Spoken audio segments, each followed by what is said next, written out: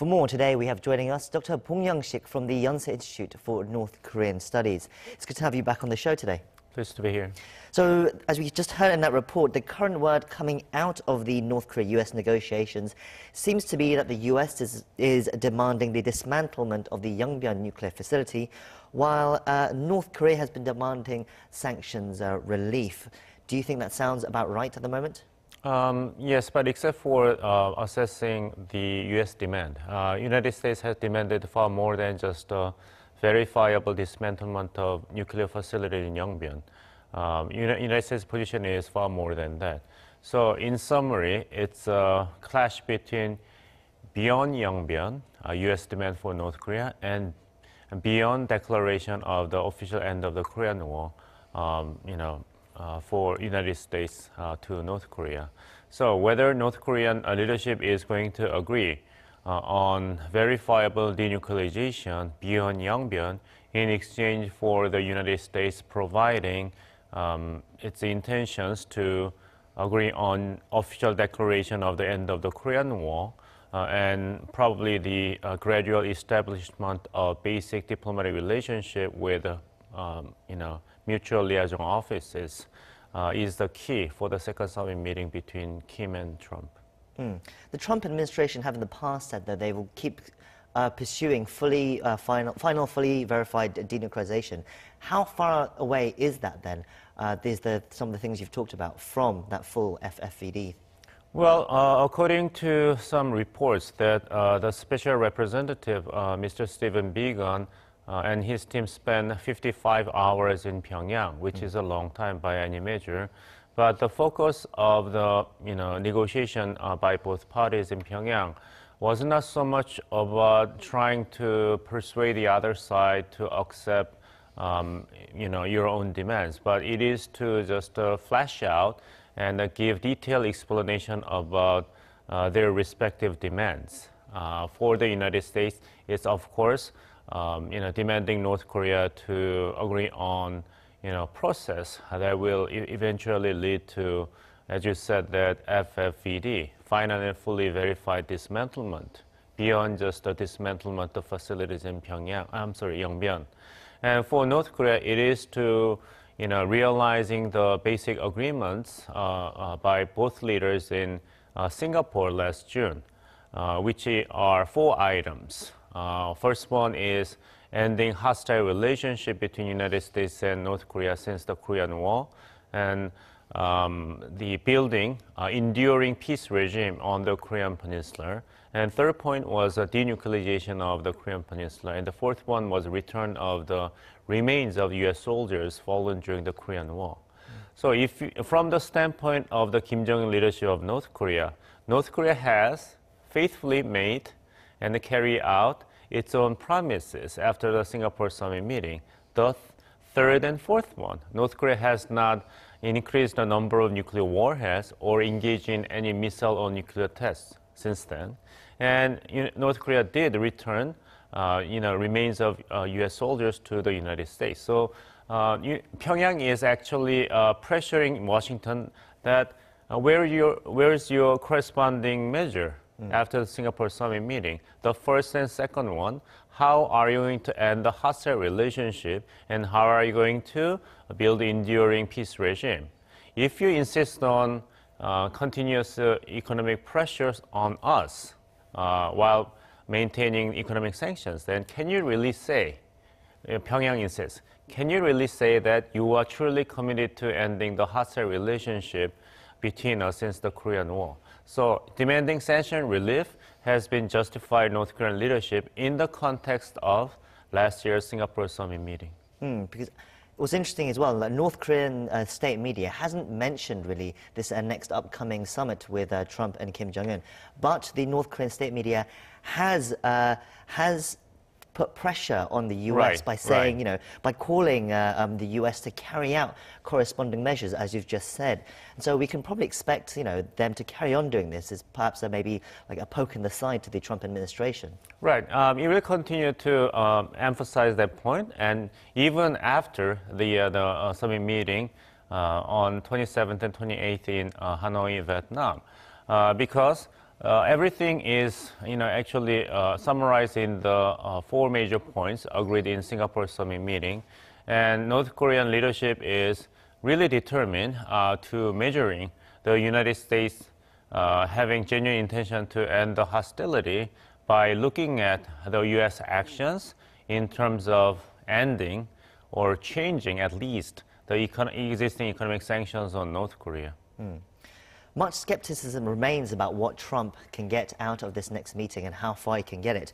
But then the White House has tried to counter some of the skepticism by issuing a press release, taking excerpts from a op-ed in the Wall Street Journal, It was entitled, Trump is Serious About Diplomacy with North Korea, and it was written by Tod Linberg, a research fellow at the Hudson Institute, and he argued Trump has shown that he is fully committed to the final fully verified denuclearization of North Korea and praised his personal approach with Kim Jong-un.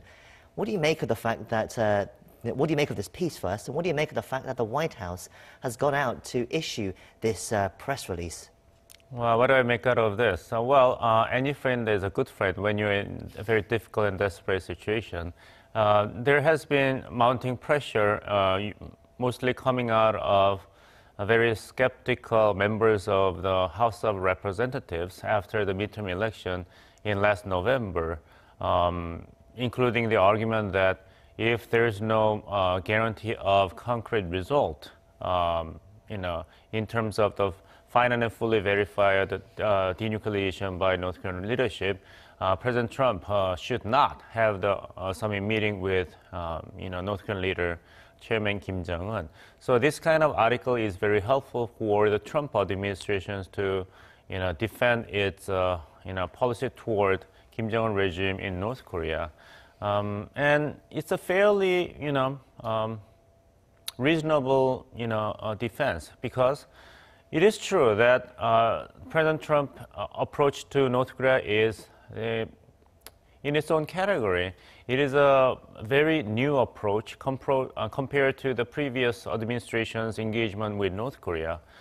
Previous presidents of the United States never really forced a very personal approach to the top leadership of North Korea, and the negotiation with North Korea on missile nuclear issues were always bottom-up, not top-down.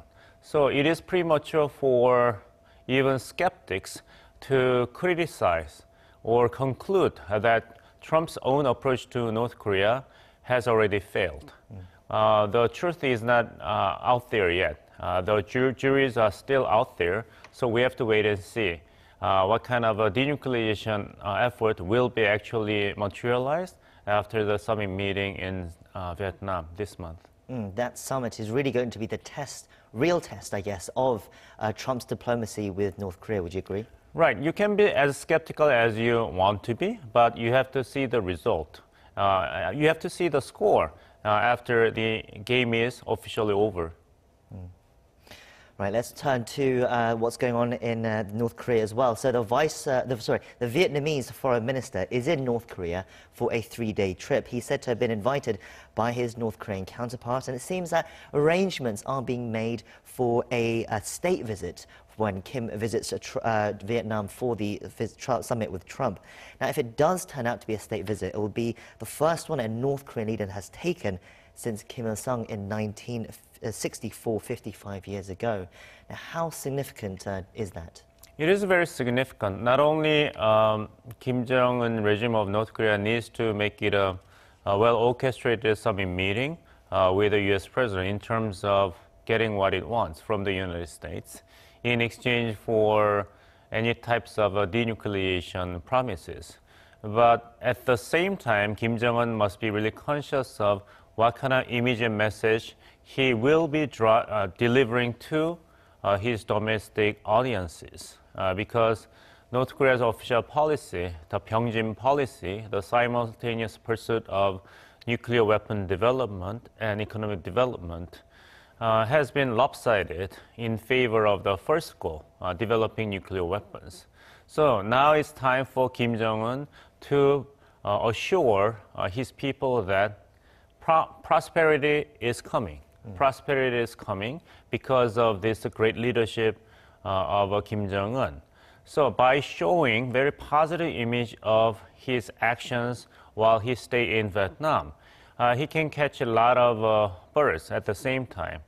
First, he has been very carefully but persistently imitating his grandfather's image, the great leader Kim Il-sung, revered as a deity by North Korean people. So he can promote his image as the next Kim Il-sung, the great leader. His grandfather was the victor in the Korean War against the greatest imperial power, which was the United States in the Korean War, according to the official narratives of North Korean government. Then Kim Jong-un can, show himself as the new Kim Il-sung, the new great leader who is a victor, leading the republic to the, time of prosperity, not just a military victory. So it is very important for Kim Jong-un to get the right message and images that can be fully utilized, probably his own sister Kim Yo-jong, who's in charge of propaganda, to persuade the North Korean public that we might have to make the bold strategic decision to turn our focus from nuclear missile development to economic development. Interesting. I want to get your thoughts on one more story that's coming up as well. So, U.S. businessman and investment guru Jim Rogers has talked up about the potential of North Korea in the past before, and it seems like the word has reached Kim Jong-un, because there are reports now saying that Rogers has been invited by Pyongyang to visit next month. What do you make of these reports? Do you find them credible at all?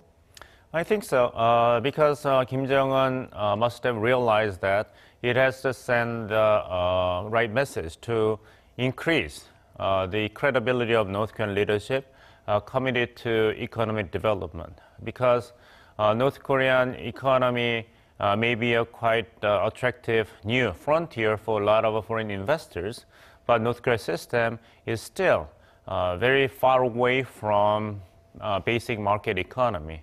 For instance, when Egyptian phone company Orascom wanted to leave the country after the contract was expired with a huge profit it had made by monopolizing the phone business in North Korea, North Korean government basically told the Orascom company that you can leave, but we are going to exchange your profit in US dollars, not according to the fluctuating international exchange rate, but official exchange rate, which would have cut the profit of Orascom, the foreign company, by 90%. So Orascom had to stay. So as long as North Korean leadership failed to show to potential investors that North Korean leadership is going to respect basic rules of capitalism and market economy, including property rights, contracts, then even Jim Rogers and others would not dare to put their money, despite many attractive features North Korea has as a backward economy with great potential for future economic development.